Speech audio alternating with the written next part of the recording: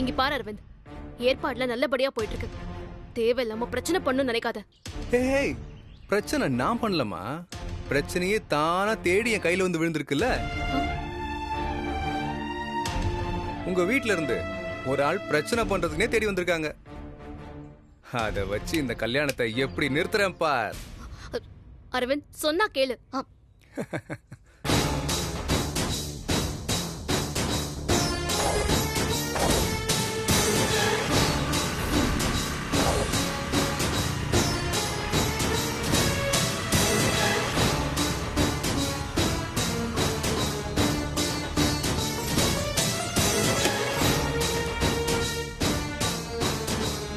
அடடே ரஜினி, என்ன விஷயம் மாமா? இல்ல சின்ன ஒரு மிஸ் அண்டர்ஸ்டாண்டிங். என்ன மிஸ் அண்டர்ஸ்டாண்டிங்? அம்மா எங்கப்பா? அட வாங்க சார். அம்மா எங்க? வாங்க வாங்க, நல்லா இருக்கீங்களா? உட்காருங்க. இத பாருங்க, உட்கார்றதுக்கெல்லாம் நேரம் இல்ல, ஒரு முக்கியமான விஷயம் பேசணும். பேசலாங்க. முதல்ல ஒரு காஃபி சொல்றேன், குடிச்சிட்டு அப்புறம் பேசுங்க. காபி குடிக்கிறதுக்கெல்லாம் டைம் இல்ல, முக்கியமான விஷயம். என்னங்க காஃபி குடிக்கிறதுக்கு எவ்வளவு நேரம் ஆக போகுது? இருங்க நானே போய் எடுத்துட்டு வரேன். சார், வந்ததுல இருந்து நின்னுட்டே இருக்கீங்க, உட்கார்ந்து பேசலாம் சார். ஏங்க, எங்க குடும்பத்தை பத்தி என்ன நினைச்சிட்டு இருக்கீங்க? கேட்கறதுக்கு ஆள் இல்ல நினைச்சிருக்கீங்களா? சார், நீங்க என்ன சொல்றீங்கன்னு எனக்கு புரியல. பின்ன நீங்க சீர்வரிசையில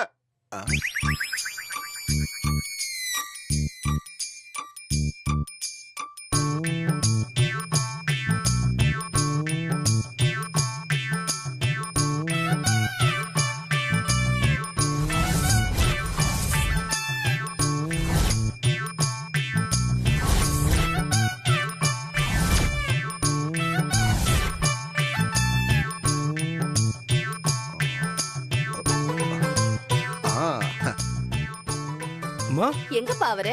மா, வால் கிளாக்க பாருமா. ஏய், ஓடுது. அதுவாவே இல்ல இல்ல, நான் தான் ரிப்பேர் பண்ணேன். ஐயோ, பிரமாதமா பண்ணிட்டீங்களே, ரொம்ப தேங்க்ஸ்ங்க. ஆமா, நம்ம என்ன வேலையா வந்தோம், இப்ப என்ன பண்ணிட்டு இருக்கோம்? ஆமா, உங்க மனசுல என்ன நினைச்சிட்டு இருக்கீங்க? ஒரு பெரிய வீடு காரெல்லாம் வச்சிருந்தா ரொம்ப பந்தா பண்ணுவீங்களோ? உங்ககிட்ட பணம் இருந்தா அது உங்களோட. சார், எதுவா இருந்தாலும் பேசிக்கலாம் சார்.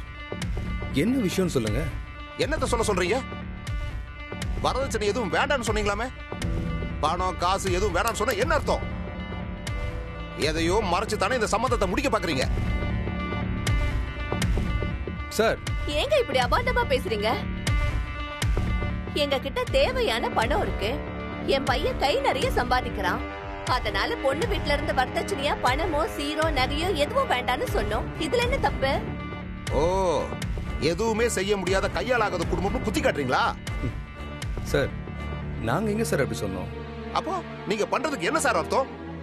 பணம் காசு எதுவும் வேணாம்னு சொன்னா என்ன அர்த்தம்? எதையோ மறைக்கிறதுக்கு எதுவும் வேணாம்னு சொல்றீங்க. ஏன், உங்களுக்கு ஏதாவது வியாதி இருக்கா? என்ன சார், ஏன் இப்படி எல்லாம் பேசுறீங்க? ஆஹா, கல்யாணத்தை நிறுத்துறதுக்கு ஒரு அருமையான வாய்ப்பு கிடைச்சிருக்கு. இந்த ஆட்டை வச்சு இந்த கல்யாணத்தை நிறுத்திட வேண்டியதுதான். அப்ப நான் கேட்டதுல என்னங்க தப்பு?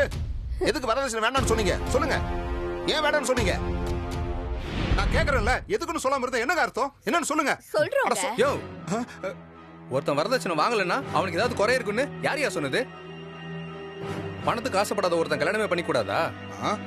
ஒரு விஷயம் வேண்டாம்னு சொன்னா எதையும் மறைக்கிறீங்கன்னு தானே அர்த்தம்? யோ, ஆமாயா, எனக்கு உடம்பு சரியில்லை, இப்ப என்ன பண்ணது? நினைச்சையா, அப்பவே நினைச்சேன். அரவிந்த், சும்மா இரு அரவிந்த், தேவையில்லாம எதுவும் பேசாத. மா, என்னமா பேசுறீங்க? நம்ம வீட்டுக்கு வந்து நம்மளே அசிங்கப்படுத்துற மாதிரி பேசிட்டு இருக்காரு. உன்னை பேசாமறன்னு சொல்றேன்ல. இத பாருங்க தம்பி, ஒரு மூத்த மாப்பிள்ளையா நீங்க பொண்ணு கொடுக்கற வீட்டை பத்தியும் மாப்பிள்ளைய பத்தியும் விசாரிக்கிறதுக்காக தான் நீங்க இப்படி எல்லாம் பேசுறீங்கன்னு நான் நினைக்கிறேன். என் பையன் லண்டன்ல எம்எஸ் படிச்சவன். படிக்கும் போதே நம்ம ஊர் காசுக்கு 2 லட்சம் சம்பளம் வாங்கினவன். எங்க குடும்பம் பரம்பரை பரம்பரையா பணக்கார குடும்பம். இந்த ஏரியாலயே முதல்ல 3 மாடி வீடு கட்டினது அரவிந்தோட தாத்தா தான்.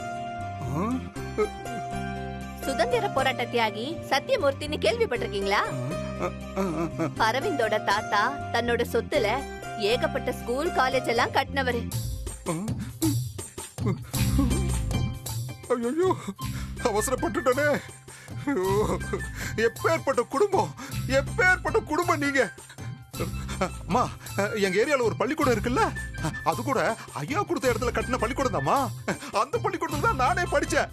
ஓ, அது பக்கத்துல ஒரு காலேஜ் இருக்கு பாருங்க, அது கூட எங்க இடம் தான். காலங்காலமா கொடுத்தே பழக்கப்பட்ட குடும்பமா உங்களோடது.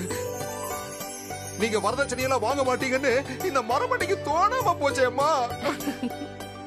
என்ன மன்னிச்சிருங்கம்மா. எங்க வீட்டு பொண்ணு இந்த வீட்டுல வந்து வாழ்றதுக்கே ரொம்ப கொடுத்து வச்சிருக்கணும். இத பாருங்க, ஒரு மூத்த மாப்பிள்ளையா நீங்க கேட்டதுல எந்த தப்பும் இல்ல. நாங்க விளக்கமா இதெல்லாம் சொல்லாம வந்தது எங்க தப்புதான். அரவிந்த் வேற கோவமா பேசிட்டான், மனசுல எதையும் வச்சுக்காதீங்க. ஐயோ அம்மா, மன்னிப்பு கேட்க வேண்டியது நான் தான். தியாகி சத்தியமூர்த்தி ஐயா குடும்பம்னா சும்மாவா? அவர்கிட்ட இருந்த வள்ளல் குணம் அம்மாவோட பேச்சுல அப்படியே தெரியுது. அதுக்காக நீங்க வீடு தேடி வந்து என்ன வேணா பேசுவீங்களா? ஐயோ சகல, என்ன மன்னிச்சுடுங்க. உங்ககிட்ட நான் அப்படி எல்லாம் பேசுறது பெரிய தப்பு, முட்டாள்தனம்.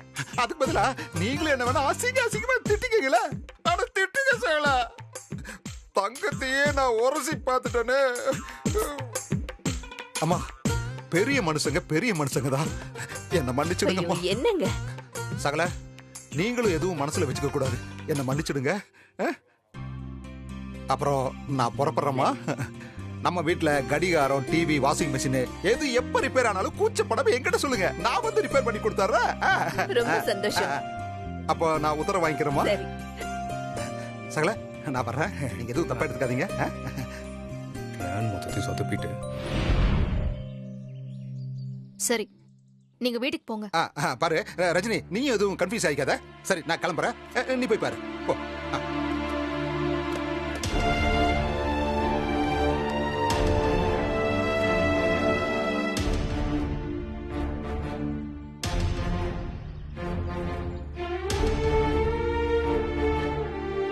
உன் கூட கொஞ்சம் பேசணும்.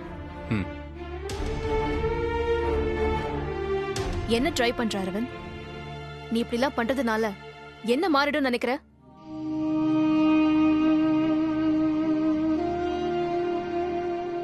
நான் விரும்பின எல்லாமே மாறும்போது என் விருப்பத்துக்காக நான் மாத்த நினைக்கிறதுல என்ன தப்பு இருக்கு ரஜினி? நீ இந்த கல்யாணத்தை நிறுத்திட்டா மட்டும் நான் உடனே ஓடி வந்து உன்னை கல்யாணம் பண்ணிப்பேனா? நெவர்.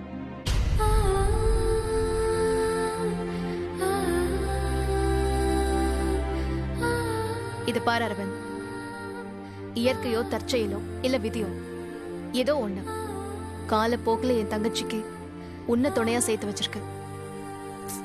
ஊரறிய உலக அறிய உங்க 2 பேருக்கும் தான் கல்யாணம்னு 2 வீட்டு பெரியவங்க முன்னாடியும் நிச்சயம் பண்ணியாச்சு. அவளும் உன் மேல ரொம்ப கனவுகளை வளர்த்துட்டு இருக்கான். இந்த சூழ்நிலையில என் குடும்பத்துக்காகவும் என் தங்கச்சியோட சந்தோஷத்துக்காகவும் என்னோட தனிப்பட்ட விருப்பங்களை விட என் குடும்ப நன்மைக்காக நான் ஒரு முடிவெடுக்க வேண்டியதாயிடுச்சு.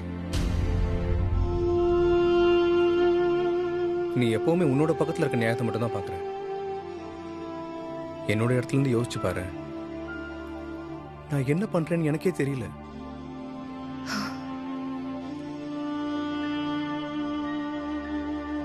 உன் சைட்ல இருந்து பார்க்கும்போது நிச்சயமா அதை ஏத்துக்கிறது கொஞ்சம் கஷ்டம்தான். I know it hurts. But நம்ம 2 பேரோட விருப்பங்களை தாண்டி 2 குடும்பத்தோட சந்தோஷங்கள் கனவுகளா மாறிடுச்சு. ஒருத்தரோட சந்தோஷத்துக்காக யோசிக்கிறத விட ஒவ்வொருத்தரோட சந்தோஷத்துக்காக யோசிக்கிறது தான் இப்ப முக்கியம்.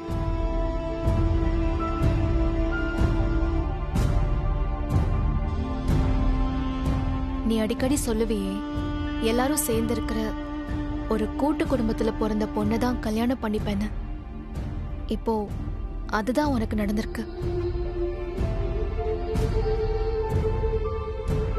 எல்லா விதத்திலையும் என் தங்கச்சி உனக்கு பொருத்தமானவ.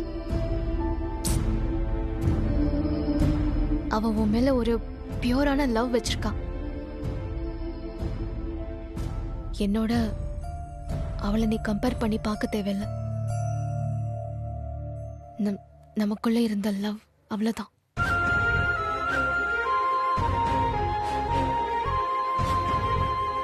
அது முடிஞ்சிருச்சு.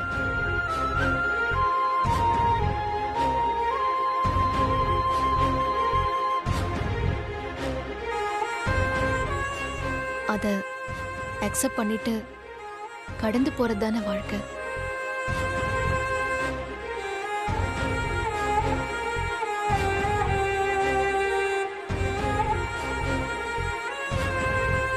உன்கிட்ட நான் இது வரைக்கும் எதுவுமே கேட்டதில்ல அரவிந்த்.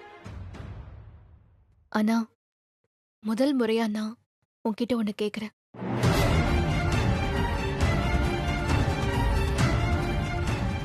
உண்மையாவே உனக்கு என் மேல அன்பு இருந்தா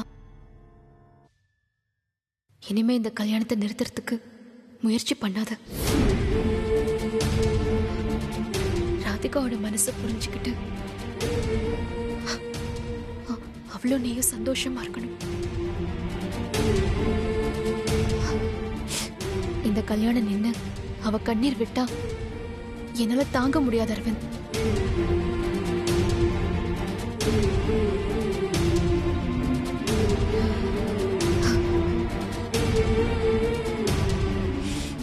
என் மேல இருந்த லவ் உண்மைனா எந்த விதத்திலையும் அது என்னை இனிமே கஷ்டப்படுத்தாதுன்னு நம்புறேன்.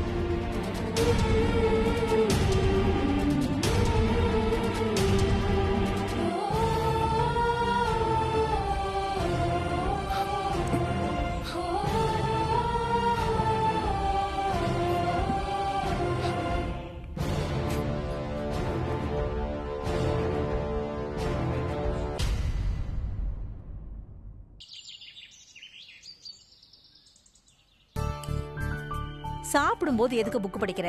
அப்புறம் படிக்கலாம்ல. சீக்கிரமா சாப்பிட்டு முடிச்சிட்டு எல்லாரும் கிளம்புங்க. இன்னைக்கு நம்ம ட்ரெஸ் எடுக்க போறோம். என்னம்மா இப்படி திடீர்னு சொன்னா எப்படிமா? இன்னைக்கு முகூர்த்த நாளா இருக்குமா, துணி எடுக்க நாள் ரொம்ப நல்லா இருக்கு. ஏய், நீ இப்படி திடீர்னு சொன்னா எல்லாத்துக்கும் பணம் ஏற்பாடு பண்ண வேண்டாமா? பில் எப்படி கொடுக்கறது? ஏய், உன்கிட்ட பணம் கேட்டாங்களா?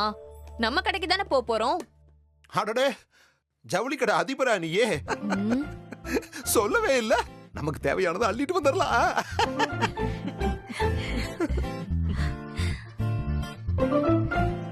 இப்ப சொன்னா எப்படி ரெடி ஆகுறது? மென்டலி ப்ரிப்பேர் ஆக வேண்டாமா? நான் டிசைன்ஸ்லாம் சர்ச் பண்ணி பார்க்க எனக்கு கொஞ்சம் டைம் வேணும். அது என்னமோப்பா, இன்னைக்கு ஏதோ புது ட்ரெஸ் எல்லாம் நிறைய வந்திருக்குன்னு ஜெரால்டு சொன்னான். நமக்காக ஸ்பெஷல் மும்பை டிசைன் கலெக்ஷன்ஸ் தனியா எடுத்து வச்சிருக்காராம், தெரியுமா? அது இல்லாம ஆரணி, திருபுவனம், காஞ்சிபுரம்னு எல்லா பட்டு புடவையிலயும் வேற லெவல்ல டிசைன்ஸ் வந்திருக்கான். அப்படியா? அப்படின்னா இன்னைக்கே கிளம்பிடலாம். இல்லடி, நாளைக்கு போய்க்கலாம்ல. இல்ல இல்ல, இன்னைக்கே போலாம். ஏன்னா டிசைன்ஸ்லாம் குறைஞ்சிருச்சுன்னா அதுக்கப்புறம் மொக்கையா எடுக்க வேண்டியது வரும். சரிம்மா, என்னைக்கு எடுத்தாலும் எடுக்கத்தானே போறோம். இவ கல்யாண பொண்ணு ஆசைப்பட்டுட்டா, இன்னைக்கே போயிட்டு வந்துடலாமா? அனிதா சொல்ற மாதிரி முகூர்த்த நாளா வேற இருக்கு. சரி, போயிட்டு வரலாம்.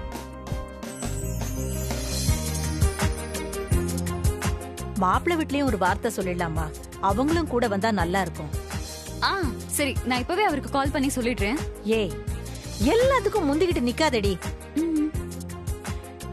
இந்த மாதிரி விஷயங்கள்லாம் பெரியவங்க தான் பேசணும். நீயே பேசிடு ரஜினி. சரி, நான் பேசிடுறேன்.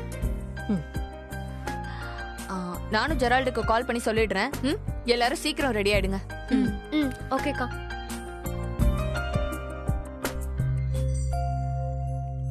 போதுமா? போதுமா. அரவிந்த், போன் அடிக்குது, யாருன்னு பாரு.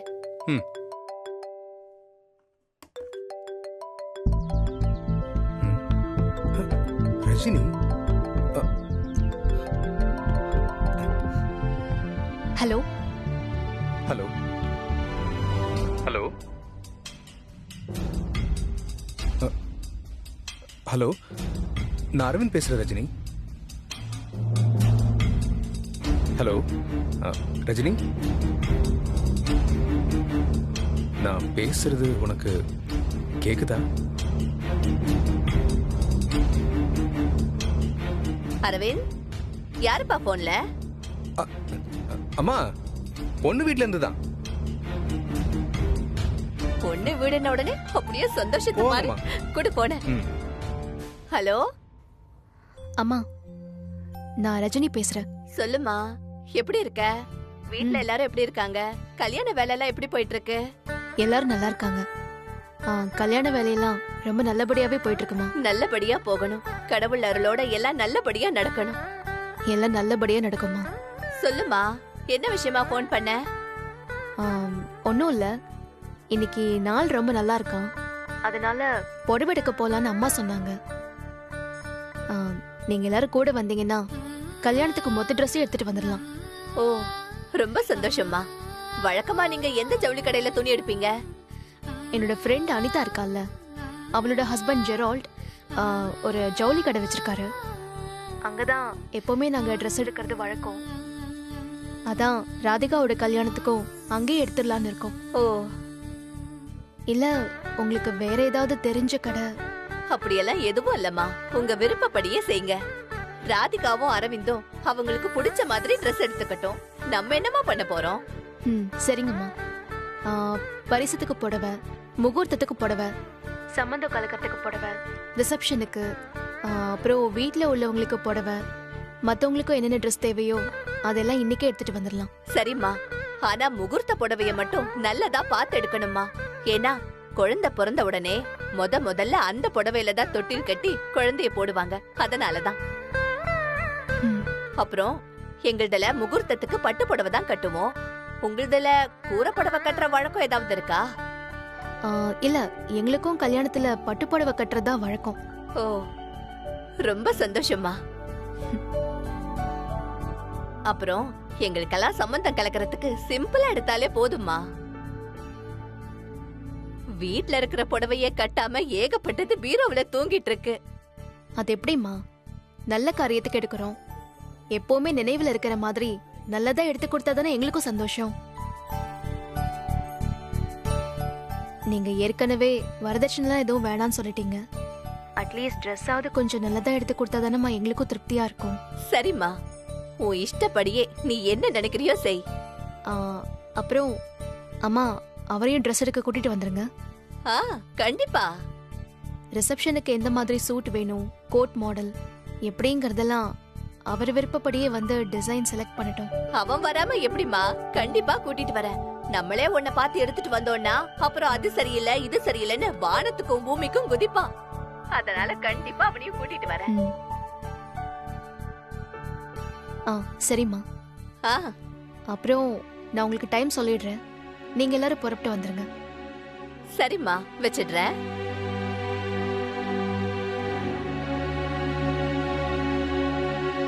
ஹே அரவிந்த், கிளம்புடா, ட்ரெஸ் எடுத்துட்டு வந்துடலாம். நானா? நான் வரலமா, நீங்களே போய் எடுத்துட்டு வாங்க. ஏன்டா நல்ல காரியத்துக்கு கிளம்பும் போது இந்த மாதிரி தடை சொல்ற? கிளம்பு. மா, இதுக்கெல்லாம் நான் எதுக்குமா வரணும்? நீங்களே பார்த்து ஏதாவது ஒண்ணு எடுத்துட்டு வாங்க. இத பாருடா, இது வாழ்க்கையில ஒரு தடவை எடுக்கிறது. உனக்கு பிடிச்ச மாதிரி வந்து பார்த்து எடுத்துக்கோ. அப்புறம் 10-15 வருஷம் கழிச்சு உன் ஆல்பத்தை நீ திருப்பி பார்க்கும்போது ஐயோ ட்ரெஸ் என்னடா இப்படி இருக்கேன்னு ஃபீல் பண்ண கூடாது பாரு. அதனாலதான் சொல்றேன், கிளம்பு. சரிம்மா.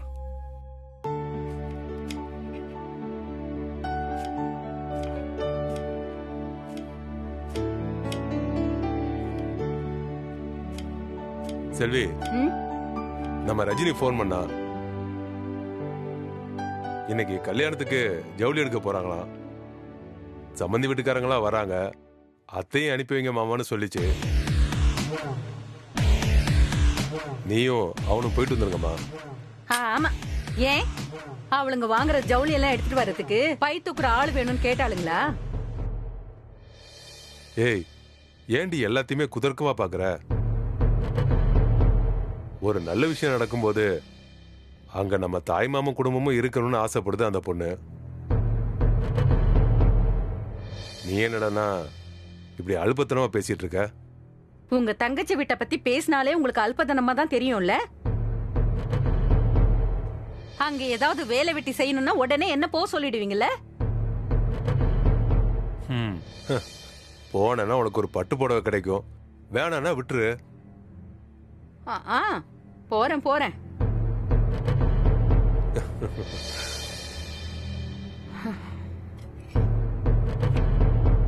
ஏமா ஏமா இப்படி பட்டு போடணும்னா டக்குனு மனசு மாறிட்ட? உன்னை எல்லாம் நம்பி நான் என்ன பண்ண போறேன்னே தெரியல.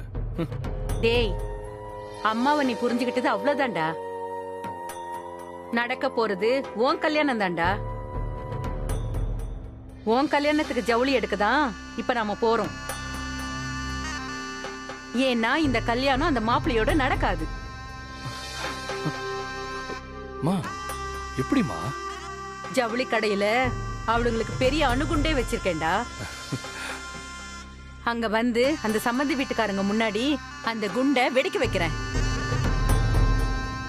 வா, நீ வந்து வேடிக்கையை மட்டும் பாரு.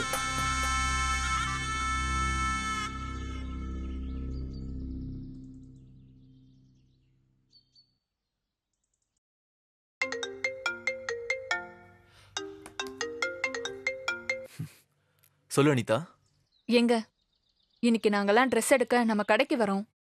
புரியுது அனிதா. அந்த புடவைய தனியா எடுத்து வச்சிருக்கீங்களா? ரெடி பண்ணி வச்சிட்டேன்.